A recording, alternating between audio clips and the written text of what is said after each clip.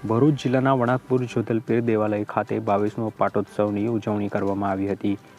ઝઘડિયા તાલુકાના વણાકપુર ગામ ખાતે જોધલપીર મંદિર ખાતે 22મો પાટોત્સવ કાર્યક્રમ યોજાયો હતો, જેમાં વિવિધ ગામના ભક્તોએ લાભ લીધો હતો। આ કાર્યક્રમમાં યોજવામાં આવેલ ઊભું ભજન વણકર સમાજની આગવી ઓળખ છે, જેમાં સમસ્ત વણકર સમાજ ભેગા થાય છે અને ગામે ગામ આ ઊભું ભોજન રાખવામાં આવે છે।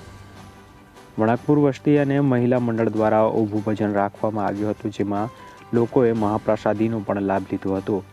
ઊભું ભજન એ એક એવી પ્રથા છે જેમાં લોકો લિંક થઈ જાય છે અને તેમાં ધમરાજ ગામ અને નિકોળા ગામના મંડળ દ્વારા ભજનની રમઝટ જમાવવામાં આવી હતી।